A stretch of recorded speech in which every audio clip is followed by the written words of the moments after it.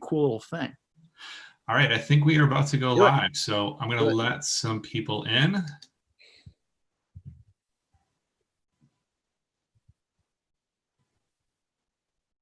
Cool thing. All right, I think we are about to go live, so I'm going to let some people in. I always forget to mute. Okay, so we are live. We'll just kind of give it a second. If everyone who's in here can just hang on for 1 second, we'll wait for a couple more people to join in, and then we'll get started. We're just Hi, Hildu. Hi, Brad.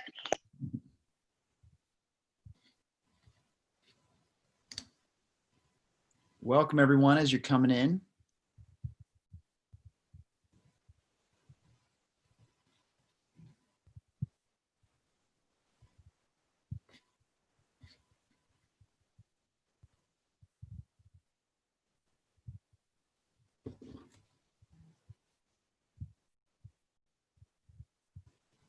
Bear with us, guys. We'll get started in a minute.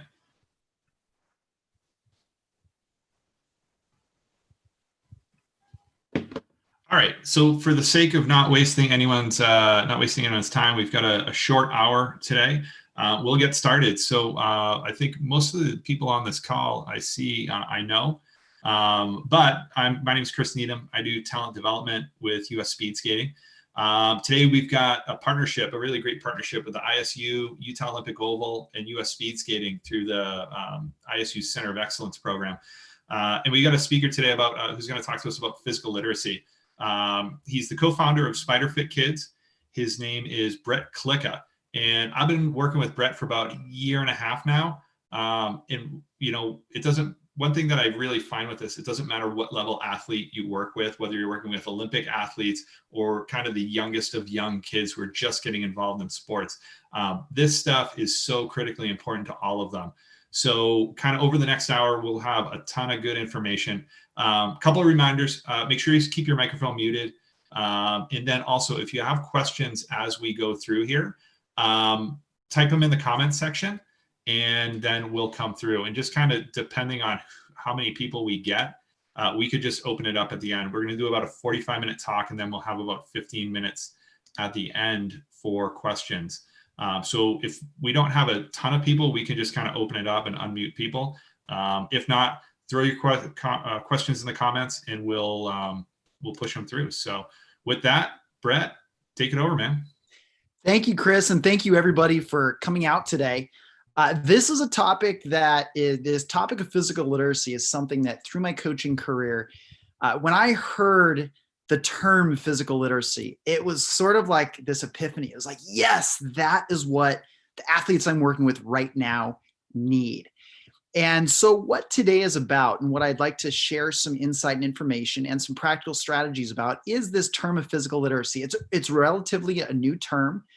And there's a lot of questions about it. There's some skepticism over it. A lot of coaches have just asked me, well, Brett, is this just a remarketing of physical fitness? Isn't this just a remarketing of some of the things we've already done? And there are some aspects that overlap with some things we're familiar with. But I want to start with really defining what is physical literacy and what is our role as sport coaches in developing physical literacy. Because at the end of the day, we are still sport coaches. We are not necessarily physical education teachers. We're not just strength and conditioning coaches. We're sport coaches. So whatever new initiatives we have in regards to development, it has to fit into the context of developing an athlete for our sport.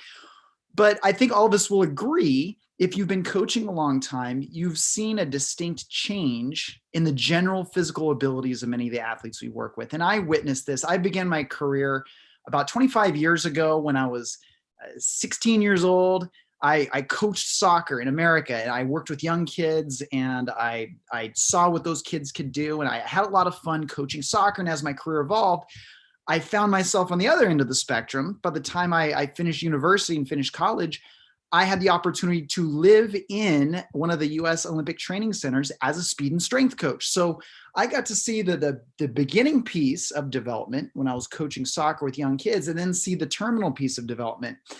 And what was really interesting to me is with a lot of the high-end Olympic athletes, there was always, they were amazing, and many of us know this from working with high-level athletes. The physical capabilities are amazing with these athletes, but there would always be something we were working on that we couldn't quite break through. We couldn't have a breakthrough with this technique, or we couldn't find a break. We couldn't communicate it to the athlete, or the athlete couldn't communicate it to their body. And in those circumstances, we would have to reverse engineer. So we would have these high-level world-class athletes doing some of the things that I would do with my kids. And that was very fascinating to me. I wanted to learn why that was. And when I moved on from the Olympic Training Center, I started to work just with the general public, consulting with organizations with their young athletes. And over the years, I started to see just a breakdown of, I would have a young soccer player, a parent or a coach would send me a young high-level soccer player. They're very good at soccer, and they're always getting injured. And that's why they'd come see me. But then I'd find that they couldn't skip, they couldn't shuffle, they could do the skills of soccer really, really well, but all of the foundational work wasn't there.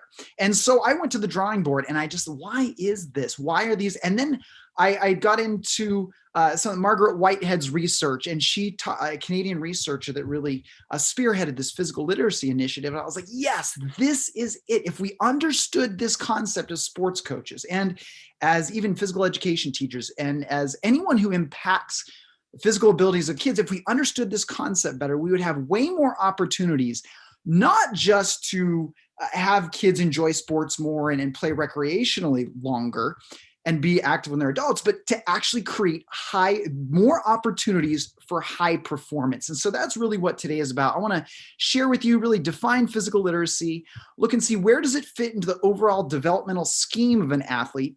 And then I want to define some things that we can do as coaches in the context of a sports training practice or a training regime, some practical things we can do to help create and establish our athletes as physically literate athletes. So the first thing as a coach that we can do is to always see the young athletes we work with as kids first and athletes second. And this is essential, and here's why this is essential. For optimal performance when it counts. So optimal performance when it counts. So we're talking Olympic level, national level. This is with that age where it truly, truly counts. If in the States, they talk about college scholarships. Well, they're not giving college scholarships to 8-year-olds. So yes, we want 8-year-olds to perform, but that's not necessarily where it counts. So if we want performance when it counts, there has to be psychological maturity. We need biological maturity. We need optimal sports skill development, and we need optimal general physical capability development. All of those have to come together to create optimal performance when it counts.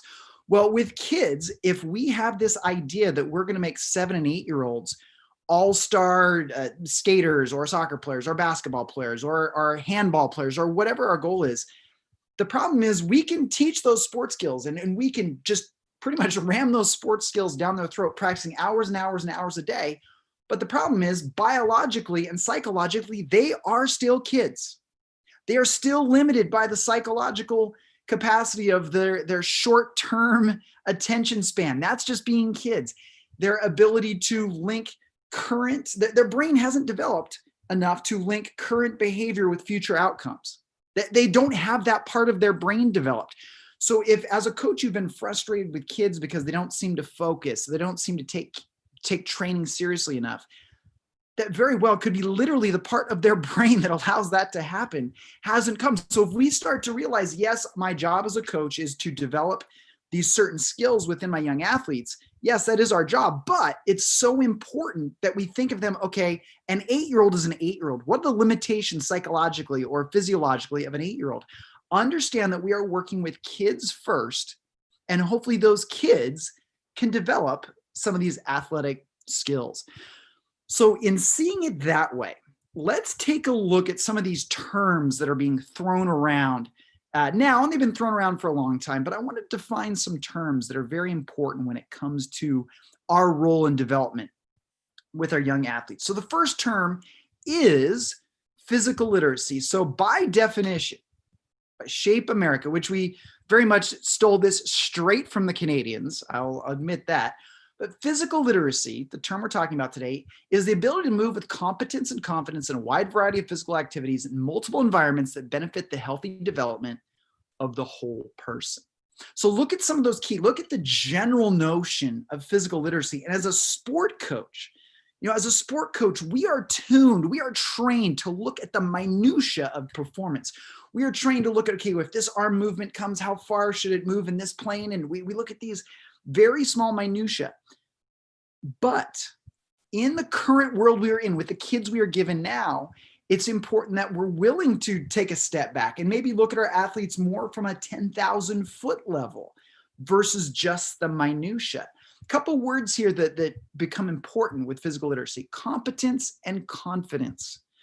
So in other words, if we create a scenario, if we create a situation where kids are able to not just practice our sport over and over and over again, if we're allowing through the training process to experience other things and to do other things, when they are put into an unfamiliar scenario, it could even be within our sports. So they go to a track where the ice isn't optimal, or in another sport, they go and it's a weird field or it's a strange competitive environment. The opponent is playing a different style of defense or different style of offense. If we have physically literate children who have developed all kinds of different physical skills, they will still be able to perform in those scenarios. And additionally, what physical literacy does is it allows opportunity for the child to have a broader perspective on sports, which will decrease anxiety and decrease some of the negative things that actually create a departure from sport. So if we realize, okay, we give these very general capabilities, we can get a little bit more specific, and we look at the term physical fitness. Now, physical fitness is good health and strength achieved through exercise. So we can have kids that are physically literate and physically fit, but they might not be athletes. Now, just because you're physically fit doesn't necessarily mean you're physically literate. I can take a kid and make them run laps around a field all day, and I can make their heart very, very fit. But I'm not giving them different capabilities. I'm not opening their eyes to the different things that they can achieve with physical activity and with sport. So while physical fitness is important, it doesn't necessarily incorporate everything that's involved with physical development. And then finally, this term of athleticism. So athleticism is, you can be physically literate, you can be physically fit, but you might not be athletic. I mean, athleticism is just the physical qualities that are character of athletes. So strength, fitness, agility, speed, you name it. As a coach, these are the things we're looking for. These are all the general capabilities that we can take this package. If we have an athlete who's physically literate, they're confident and competent in all kinds of different environments, they're physically fit, so they're strong, they're healthy, they have great cardiovascular capabilities and all those different things, and they can apply that to what's needed for sport. This is when we have a great package, and we can take this package and we can apply it towards the specifics of one sport or multiple sports. So understand, if we build through this, we understand all these different things that are important with the kids we work with, we can build tremendous athletes. Now let's look at that a little bit more specifically, because we look at physical literacy, we look at fitness, and we look at athleticism. What does that have to do with athletic performance? Well, understand, when we're working with kids now, we are literally building. We have to think of it as a building process. It's not just a matter of taking an 8-year-old and we're just going to make the 8-year-old the best in the world, and then when they're 9, we'll make them the best in the world. Building athletes is a matter of matching, like I said, psychological maturity, biological maturity, sports skill development, and general physical capability development, and understanding where these things prioritize themselves within our training. So understand, when I heard this term physical literacy, I thought, well, that does define this confidence and competence. Yes, we need more athletes like that. But it was such a vague term. I thought, well, what does this mean in the developmental process? I mean, if I'm a soccer coach, that means I have to all of a sudden now be a handball coach and a skating coach and know these 50 different sports. And how can I do that as a coach? And when I dug more into it and realized how you develop kids, it doesn't necessarily need to be that way. But it's important to understand how physical capabilities are developed. So the one thing that my eyes were really open to when I got into looking at what are kids missing now, where could I play a larger role as a coach, I started meeting with a lot of physical therapists, pediatric physical therapists, even occupational therapists, outside of the sports world. And I was talking to them about, what are you seeing from an injury standpoint? What are you seeing from a pathology standpoint when kids come to see you? And we had a lot of discussions, and we realized that where many of the kids, a lot of us are seeing as coaches, we are seeing performance ceilings with kids because they lack foundational sensory awareness. Now, this was a new term to me, and this is going to be a very new term to many of you as well.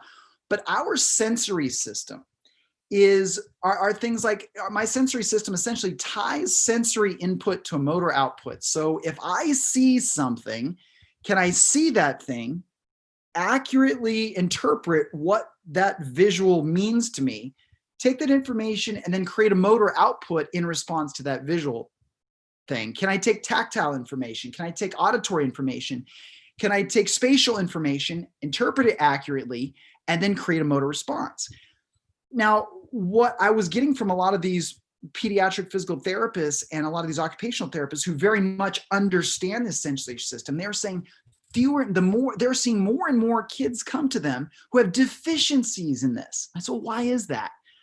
They said, well, because kids aren't spending as much time as they used to just doing general play, just going out and rolling down a hill or climbing trees or doing these random activities that used to be what developed these general sensory activities. So now we kind of have to understand them as a coach, and we have to be able to put them in. Now, once kids have that, and they start developing this pretty much right out of the womb, but once they're about 2 to 4 years old is when they're really optimizing learning how to use their senses.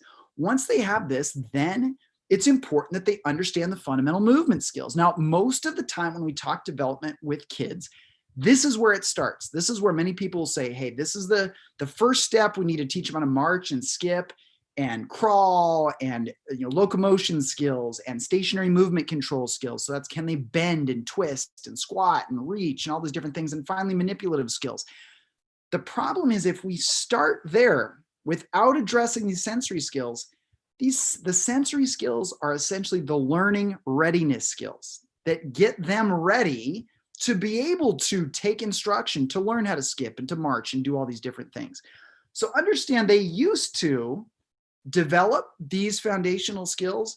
They would be outside playing, running around. But years ago, kids would labor more. They would be out in farms. We had a more agrarian sort of economy, and kids were learning these sensory skills just on their own. And then when physical education was more prevalent in the schools, that's where they would learn the fundamental movement skills. That's where a teacher would take them through and show them, this is shuffling, this is skipping, these are the different things. By the time they came to us as sports coaches, I could be a basketball coach, I could be a swimming coach. By the time they came to us, we were pretty confident they had developed all those. We took that for granted. We could say, hey, the kids can do all these things. My job now is to take all those skills and put it towards a sport. Take that physical literacy, that physical fitness, and that athleticism and apply it towards sports performance. So I could take one sport. This used to be our job solely as a sport coach. We didn't have to worry about teaching shuffling and skipping and visual awareness and auditory awareness and body awareness. That really wasn't our job. Well, now, because the young athletes coming to us are not as active on their own, they most likely do not have physical education at an adequate amount during the week in school. Many US physical educations once a week, maybe twice a week, for anywhere from 20 minutes to 50 minutes. One teacher will have 60 to 100 children. So it's not an effective development model. So when kids come to us now, there was a time we could assume they had all these general capabilities. It's not that anymore. Now, all of these, it's quite likely that the children coming to us, the young athletes coming to us, are not being active on their own. They have not had adequate physical education. And so now, as sport coaches, if we want to see optimal performance when it counts, now we have to understand, okay, we have to understand the sensory skills. We need to be able to see, okay, do these children have these necessary sensory skills?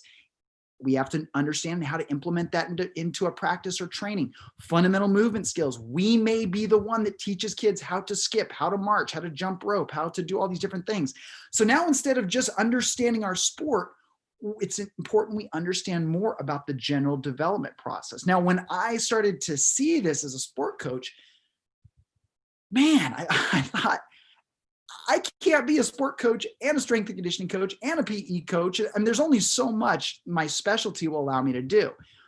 But what you'll discover as I lay this out a little bit more, what you'll discover is it doesn't mean we have to dramatically change how we coach kids. It doesn't mean we have to completely scrap our sport knowledge and what we do to develop our sport. There's just some small things we can do that really will provide kids some of these opportunities.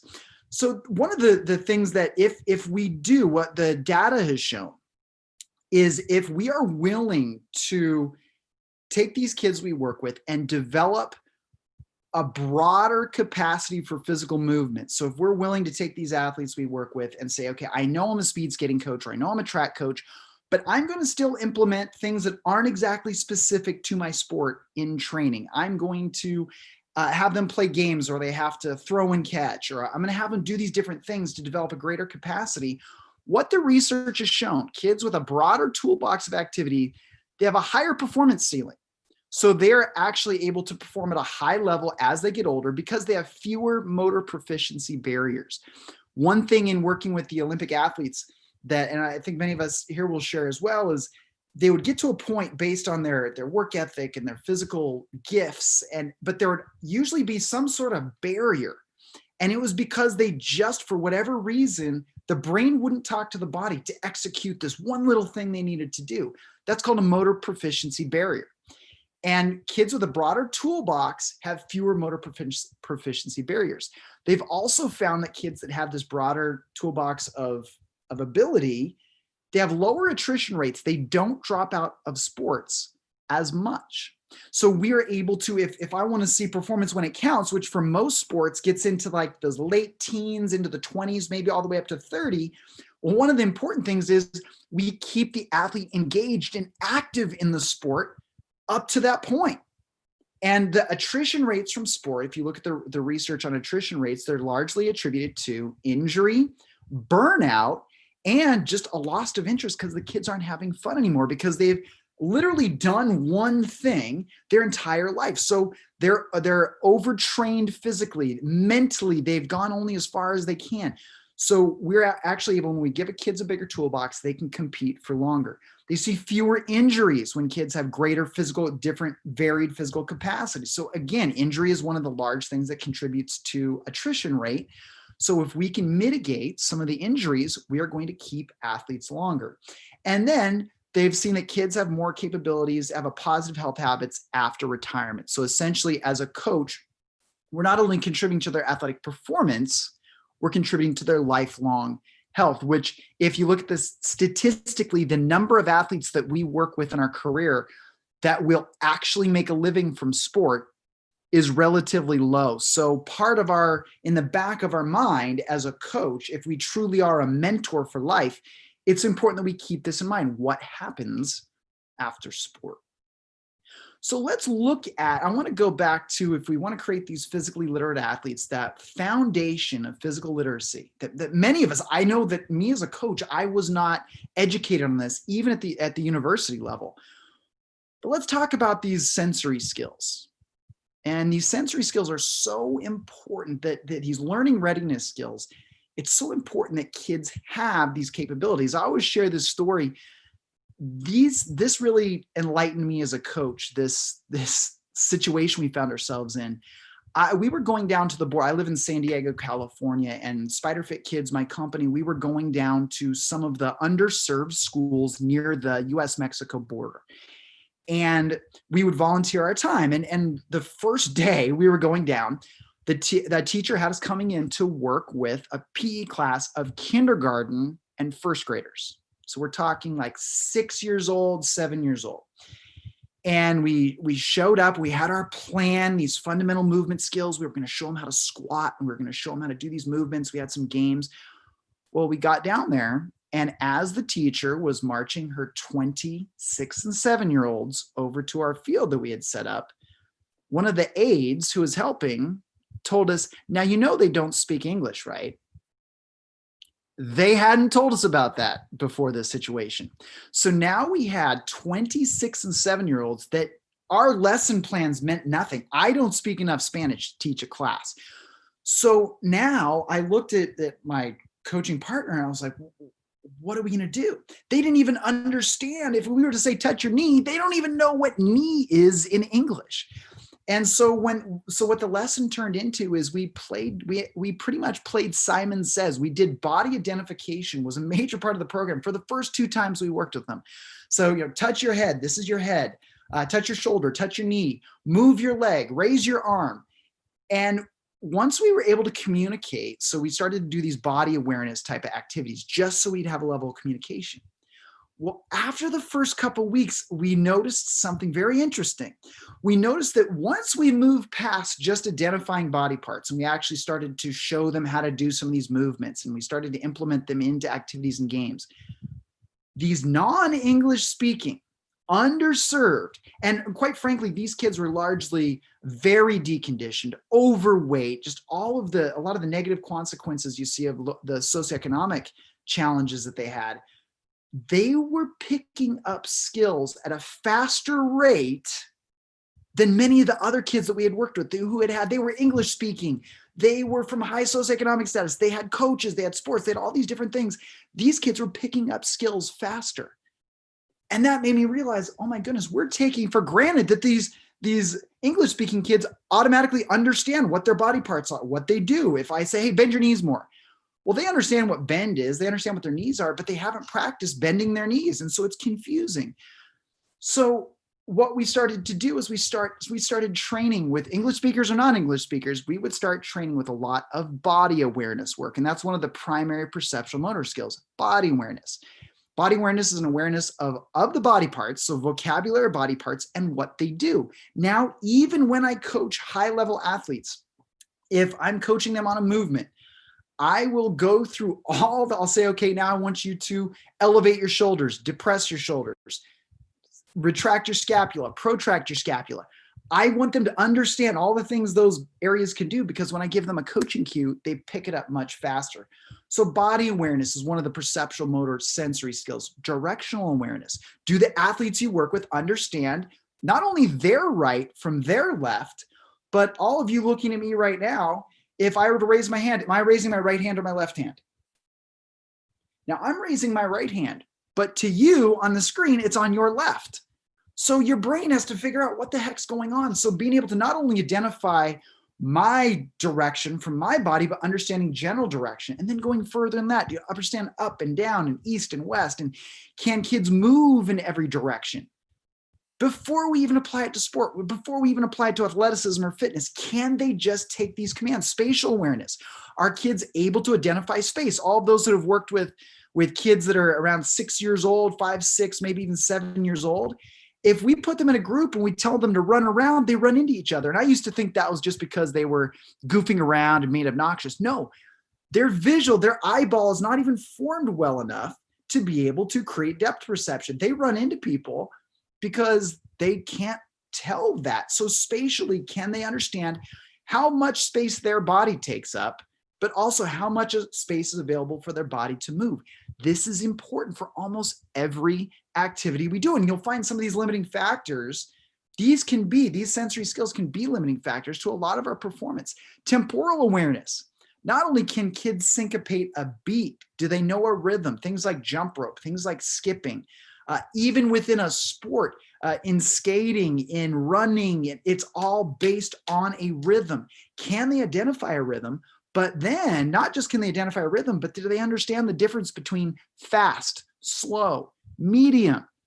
Can they regulate the speed or momentum of their body? That is a sensory skill. Visually, can they track visually, both with 2 eyes or 1 eye? What you'll find with hand-eye coordination, if you're doing a hand-eye coordination sport and you toss a kid a ball and it goes through their hands, it's not necessarily because they're uncoordinated. It's because they're eyeball, for one, might not be able to focus. The macula of the retina might not even be formed until the age of 6 or even older. The eyeball is not even round until you're 9. So when we're giving visual cues to a 7 or 8-year-old athlete and they continue to fail, it could be because their eyeball is just not formed enough. Now, the good news is they practice enough, it can help accelerate that, but understand this vestibular awareness. When their head changes orientation, are they able to reorient their body? So if they're standing up versus if they turn their head, if they look up, if they look down, if they put their body in a different orientation, are they able to maintain balance? Auditory awareness. Not only can they hear, the question is not only can they hear, but can they tell where sound is coming from? At the higher levels in racing sports, they've found that many athletes respond to the cues of where their opponent is. It's based on sound. They hear their opponent's feet hit the track or the skate hit the ice, or they hear their breathing. Can they take auditory information and make it effective? Tactile. Do they understand the difference between combative touch or competitive touch? What this does for sports that are combative in nature or do have contact, it allows kids to thrive or to be able to move appropriately based on that tactile feedback. And finally, proprioceptive feedback. Proprioceptive awareness is a child's ability, an adult for that matter, to really create an internal map of where their limbs are in space and what their limbs are doing. And this is all based on feedback from the joints, from sensors we have in the joints and the muscles. They give us feedback as to where our joints are in space, how much force is being applied to the joints, and how much force is necessary to accelerate or decelerate a motion. What you'll find is a lot of athletes that come to us and they just appear uncoordinated. I mean, we ask them to do something, they can't do it. A lot of the time, they'll have some proprioceptive challenges. So when we understand this as a coach, it becomes when we have an athlete that struggles with something, it's not just a matter of us saying, oh, well, they're struggling with this, they're just uncoordinated. When we understand these sensory skills, we can break down a skill to its most fundamental components and we can say, okay, well, this is a spatial issue. Let's do some spatial activities to help develop that spatial capacity, the most basic spatial capacity, and then we can build from there. Because the way that this learning process, when we're learning the perceptual motor skills, the way this works is when we allow kids to just try something new, something novel, to explore a new activity or do something, they have no idea how to do it. So they have to select a body part or a motion or a movement. And then they have to figure out kind of, well, what would this look like? It's called approximation. It looks clumsy. They try for the first time. We throw them a ball. They're like, well, I guess I'm going to throw my hand out. That's the most logical thing. So they throw it out and they bounces off their hand. They approximated what they thought they were supposed to do. The more they do it, then they start to fine tune. So this is with any new skill, when we allow them all kinds of opportunities, well, then pretty soon it becomes action to perception, which means that they don't have to think about it. It just becomes automatic. And then they find something else. Now, when we create a situation in practice or training where we give kids novel challenges, not necessarily related just to our sport, but just give kids games or novel challenges, the more they go through this process of exploration, selection, approximation, fine-tuning, and then just keep going around, the more they do that, the more efficient their neural system gets at acquiring new skills. Think how valuable that is as we progress a young athlete to the higher and higher levels of competition, when our role as a coach is to find the greater and greater minutia of performance. Move your elbow here. I need your hip to stay at this angle with your elbow, or whatever it is. If they have been exposed to all these new and novel things throughout training, their neural system will be much, much more adept in being able to make those changes.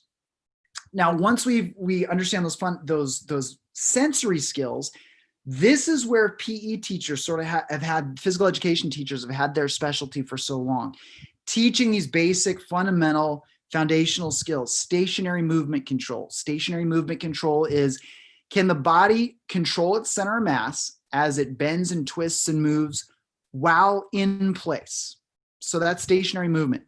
Locomotion. So examples would be, a lot of the calisthenics we know, squats, push-ups, bends, all these different things while they're in place. Then locomotion. Well, can kids get from point A to point B using all kinds of different movement patterns? Can they skip? Can they crawl? Can they shuffle? Can they do all these? And finally, manipulative skill. Can they throw? Can they catch? Now, if I'm a track coach or if I'm a skating coach and I'm like, well, why would it matter if a kid can throw? Well, just realize if I do some games, if I just kind of introduce that where kids are throwing with both hands and they're doing different things, I'm drawing some mental connection from their brain to their upper body, to their limbs, their distal limbs. So it's going all the way from my brain to my hands. If I want to do soccer or kicking, it's going all the way from my brain to my feet. Now, if I get more and more connections from my brain to my feet, my brain to my hands, understand when I ask them to fine tune a movement within our sport as they mature, they're going to be able to fine tune much easier because their brain already has a pathway. So to get more granular, understanding the stationary movement control, these are things like level changes, squats, lunges, hip hinges. A lot of the Olympic lifts fit into this, but when they're at the hips, any sort of rotation, gripping and carrying, pushing, pulling, and finally balance. So these are all stationary movement control. And you can see some of the young athletes that I work with. These athletes you see right here, these are all under the age of 7. And so they come in and you can see just the general type of stuff we're doing. They got a smile on their face. We always say sweating, smiling, and smarter. But then the locomotion skills, crawling, it doesn't matter what the sport is. Can they gallop? Can they jump? Can they hop? Can they roll? Can they crawl? Can they walk? All of these things draw patterns from the brain to the body so they can move in all kinds of different directions. Now, you may not have to roll as a track person or as a someone in skating or someone in soccer. That's not necessarily part of the game, but what happens when you fall? What happens when things don't go right? And you've never practiced any sort of rolling or any tumbling or anything like that. You're going to, the first time things go wrong, you're going to hit the ice, you're going to hit the ground like a tree, and you're going to get injured. So just putting that into a warm-up or something where they're rolling or they're bounding, what this does is it just gives the young athletes more tools that they can apply to performance. And finally, these manipulative skills, kicking, trapping, these are largely, can you throw, can you catch, can you use an implement to time it with your brain? You'll see what we're doing with these young athletes. None of these athletes, by the way, actually, yeah, none of the athletes right here are in a throwing sport. And this is taken about a year ago, a couple years ago. They're not in throwing sports, but it's part of their development to be able to do that so that their brain not only matures, but let's say they leave the sport, which is highly likely. They want to try a different sport. They will have the competence and confidence to do that. So when it comes now, here's where it becomes important. So we look at this, and I know when my coach brain started to see all this as a soccer coach, I thought, well, again, this is great, but I can't turn, if a parent brings a soccer player to me, my league, my club, the parents I serve, the athletes I serve, they want to become better soccer players. So if all of a sudden they come and I'm just a PE teacher and we're not touching the soccer ball, they're playing, throw the beanbag or volleyball or something during soccer practice, that's not really my job. And I'm not serving my athletes and my organization well. So I thought, well, how could I make sure that I am putting some of these things with physical literacy into training? And I looked at my training process and what does training look like in a given day? Well, every day the kids show up and they get ready and we warm up.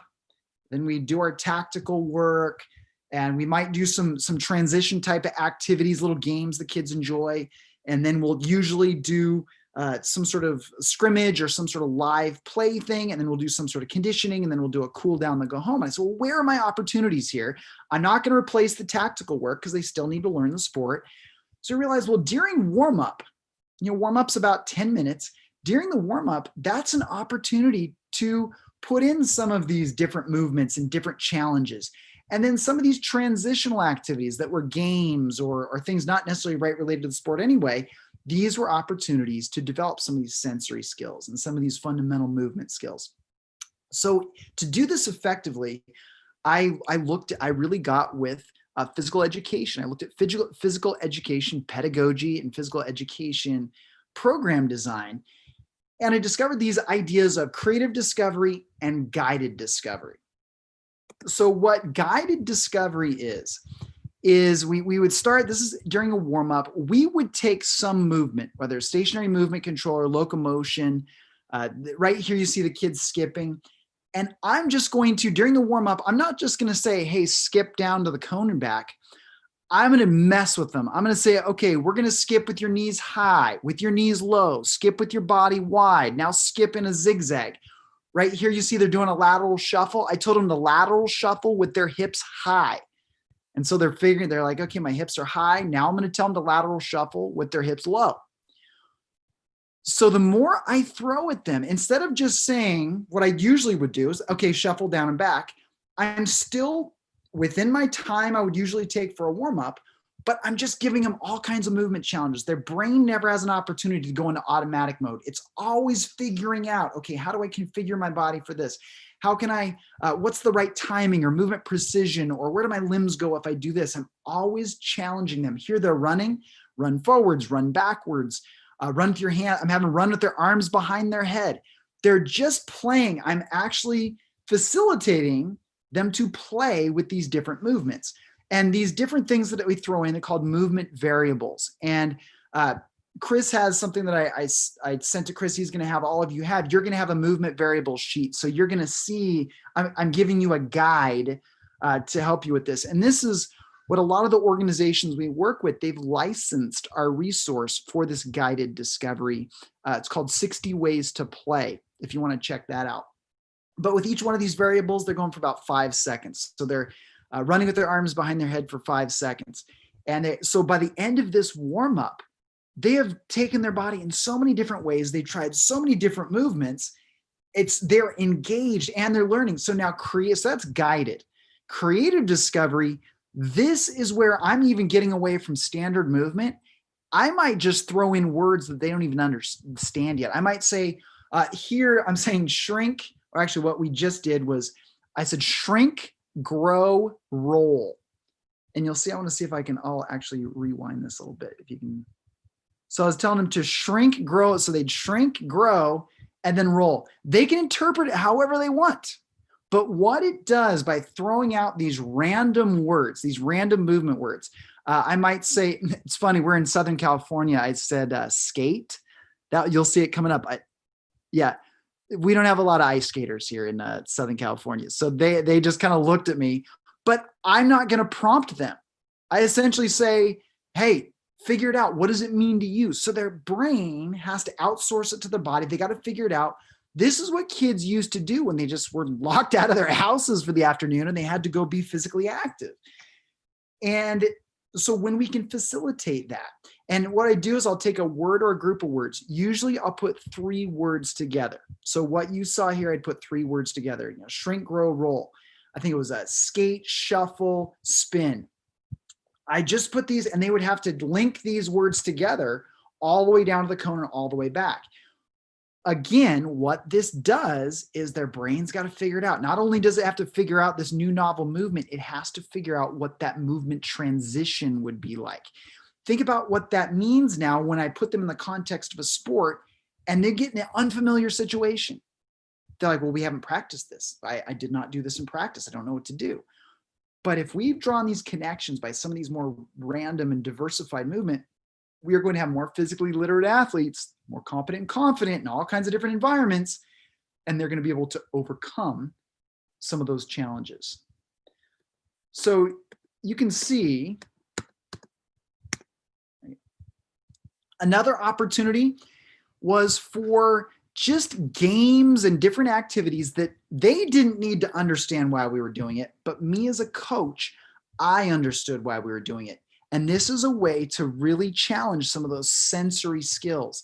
So whether it be visual awareness, auditory awareness, some of these, they would laugh and they enjoyed these games, but we were working on these different skills. And a lot of them had a conditioning element to it. So instead of just saying, hey, let's run back and forth at the end of training, it was, hey, let's do these games. Oh, can we play this game? Yeah, we can play this game. But as a coach, I'm looking and seeing, okay, which kid, this game, I understand this game has a large visual component. You can see one of the games we're playing here. So with this game, they're on 3 different teams, team 1, team 2, and team 3. and I wouldn't say a word, and I would just hold up the number of the team that was it. So I would hold up 1, 2, or 3, and I'll show you. So they couldn't just lower their head and run around. They had to constantly move while keep their visual field open so they could see my hand.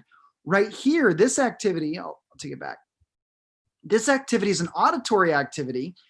I have my athlete, his eyes are closed. He's facing away from me. I'm snapping my fingers. He's trying to grab where my hand is. So he's learning how to identify the directionality of an auditory cue. Again, he thinks it's a game, and it is, but I'm looking at some of those sensory skills. So with my young athletes, as a coach, I'm able to identify, okay, I can see that this young athlete struggles with these auditory or these proprioceptive activities. That gives me data as a coach. So when I try to do something in the context of my sport and that athlete's not picking it up, I can understand, well, yeah, they have a spatial, they have some spatial limitations. So in order for them to get to the next level in this sport, we need to develop that spatial capacity a little bit better. So then I can do activities that help them develop that spatial capacity. So again, my intention in sharing this is to, our goal with my company, with SpiderFit Kids, is to work with organizations around the world and give coaches, for one, educate coaches as to the importance, not only for a child's health, not only for their longevity with physical activity, but for the opportunities involved with performance, how important the concept of general physical preparation, physical literacy, how important this is, but also to be able to give strategies to make it real, to help us realize we don't all of a sudden have to become PE teachers in order to effectively develop our athletes. Understand where our opportunities are, whether it be in the warm-ups or games or different venues within the context of practice, but just start looking at our athletes maybe a little differently. Understand that truly they are kids first and athletes second, and that is such a valuable thing for us to see as coaches and for us to understand as coaches.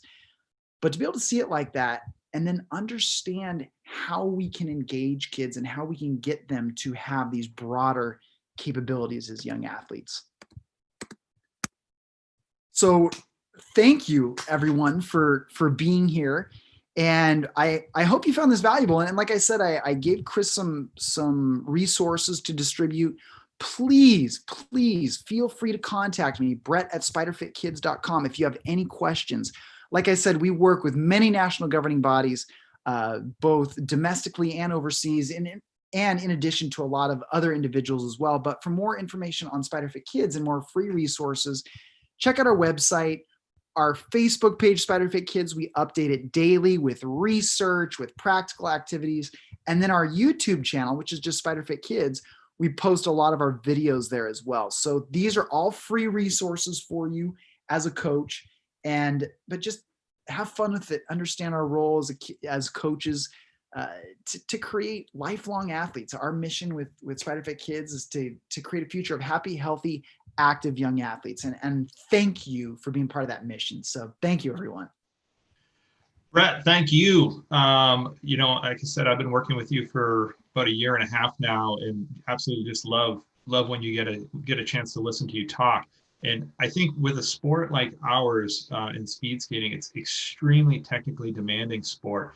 And I think we kind of lose, a lot of coaches lose the perception that they are kids first, and that we can't just assume if we give them a cue to make a technical change that they're going to necessarily understand how to move their body to do that.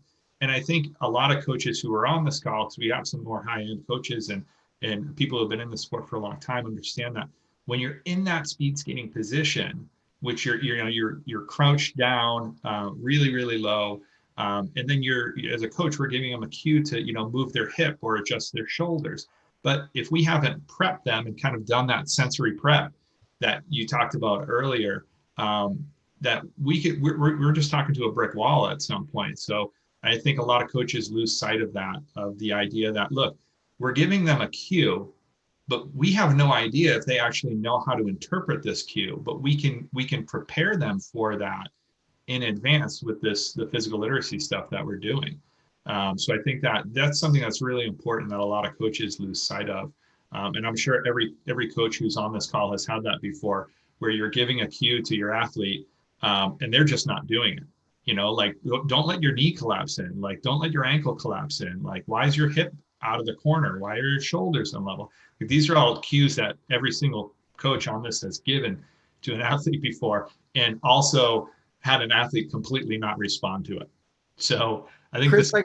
if I could add to that really quick, one of the things that we discovered through that specific thing, the sensory prep was such a powerful thing for me as a coach. When I started to discover that, it shortened the learning curve so fast. But one of the things we discovered, it wasn't good enough just to prep them for the correct way to do it. So you said, why is your knee collapsing in? We found that we would have to say, okay, everybody, let's see your knee, out. Okay, now let's see your knee collapsed in. Now let's see it out.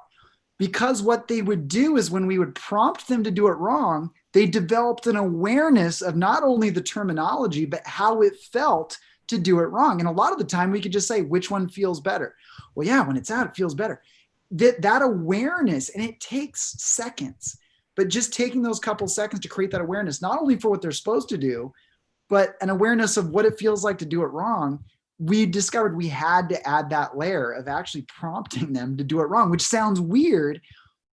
But when they developed an awareness of it, when I said, hey, your knee's collapsing in or whatever it is, they'd be like, yep, I know exactly how that feels. I know exactly what you're saying. And so now I can have more autonomy over correcting that. Yeah, that's exactly it. If anyone has any questions, we've got a small enough group, just unmute yourself.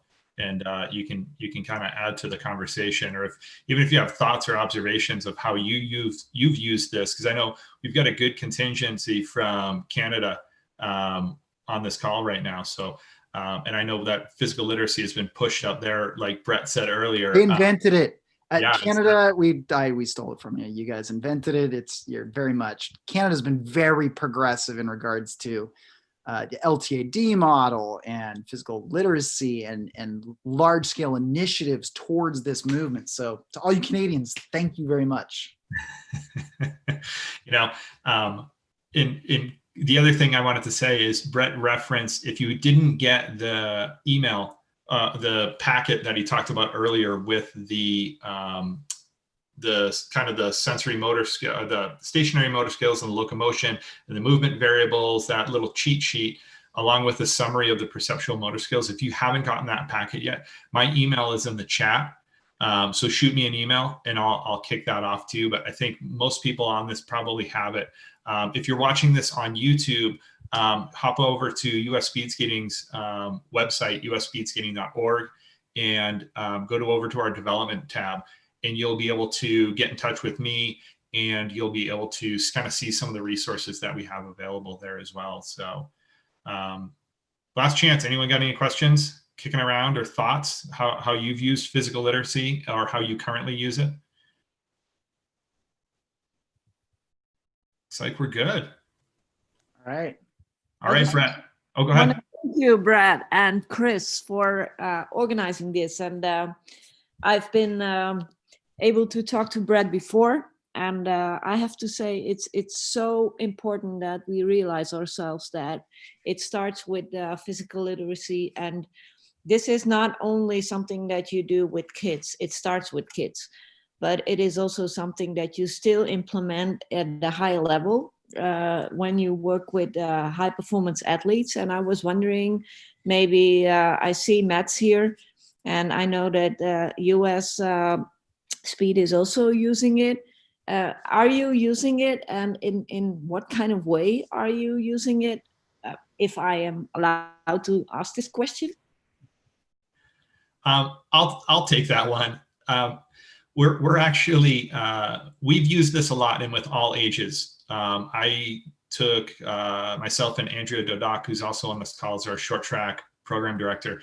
We took a tour of 6 different clubs on the East Coast last year and worked with really, really young kids and implemented this stuff and did a lot of body awareness work with them. But also twice a week, I work with our national team on this and implementing really exactly what Brett showed, the guided discovery work and the creative discovery work with them. And in that group, within our national team, we've got multiple time Olympians, we've got Olympic medalists, and it's really interesting to see that when you give them a cue like, I want you to skip, but I want you to skip twisted, and you throw that movement variable in there, you watch them and you think it's an athlete that is an Olympic medalist or is a world championship skater. You'd think that they could get it, but then you watch them pause as they're trying to process in their brain what they're trying to do. So it really doesn't matter what age you do it with. As a skilled coach, as everyone on this chat is, as a skilled coach, you have to find the way to scale it out. With younger kids, you may make it a little more silly and whatnot. With older kids, maybe a little resistant to kind of the silliness, especially with the creative discovery that he talked about, where you're giving words like pop, explode, roll, shimmy, slimy, things like that, cues. Older athletes may not quite want to get down with that necessarily, but you can find a way to scale this out. And it's 100% necessary across the board at all levels of athlete, I would say. And you have been applying this about 1.5 years now, correct? Well, so, yeah, go ahead. Yeah, so do you see progress also translated to ice? Yeah, for sure. Unfortunately, we go out and we work with our younger groups and our clubs around the country. And we'll be there for a day and we'll work with them and we'll train their coaches up. And we don't get to necessarily spend a lot of time with them. The feedback we've gotten from a lot of our clubs who have been really diligently using this is incredible. We hear from people quite often saying like, this spider fit stuff is incredible. I can't get enough of it. So we, like Brett said earlier and is on the page now, we utilize the 60 ways to play manual that he has. But also he's got another website that I don't think you mentioned, is the Powerful Playground. And I'll let you can talk about the Powerful Playground, but our members really find the Powerful Playground to be high value to them.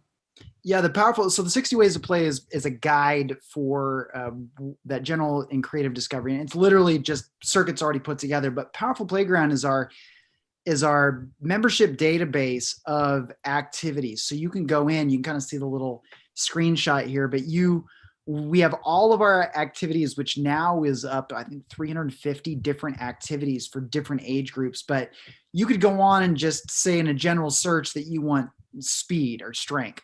But you could also go on and say, hey, I'm working with 8-year-olds. I'm doing speed skating. I have no equipment. I want to work on speed. And you can actually go down to break it down, and the database will search the activities that are appropriate for you. So this is called the Powerful Playground. It's at powerfulplayground.com. And it's a lot of the organizations that we're working with, they're using both of these in tandem as resources for their coaches, because it's one thing to show up and say, hey, you need to do more physical literacy stuff and then just leave. And what a lot of organizations like US Speed Skating and Chris, they said, hey, if we want this to be an initiative, we want our coaches to have ready-made resources so they have these to use right away. And yeah, we got a question from Simone over in the Netherlands, as far as asking, have we seen progress on the ice with our national team? To be honest with you, Simone, we're really just getting started. I met Brett 1.5 years ago at a seminar.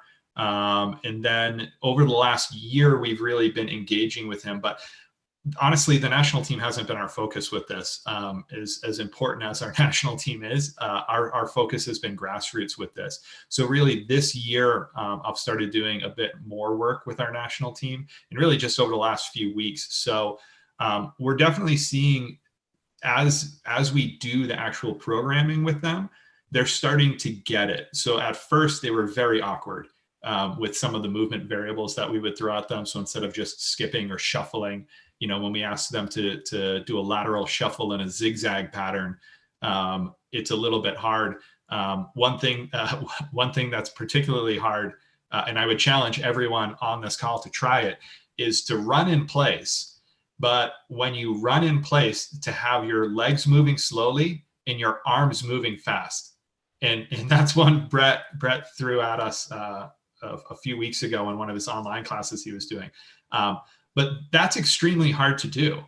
But the progress I've seen with them actually being able to execute it, they're getting there. And you can just tell that the neurons that are growing in their head to teach them how to disjoint these things. So we're interested to see kind of how that plays out on the ice, because I think, Simone, you know, you've seen athletes that you ask to do something and they simply can't do it.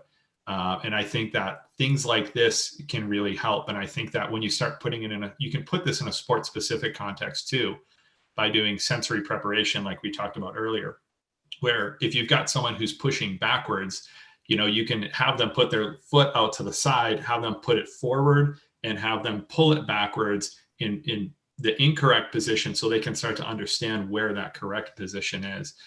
So we're interested to see kind of how this plays out over the long term, and also understanding that this is a component of LTAD, and LTAD is a long-term game, that we're not expecting to see quick changes with this, but we're in this for the long term. Yeah, if I could add to any sort of thing with that too, it is like I laid out, and that's why I laid out kind of that pyramid there. It is all of this is part of a like Chris said, an LTAD. It's a process over time.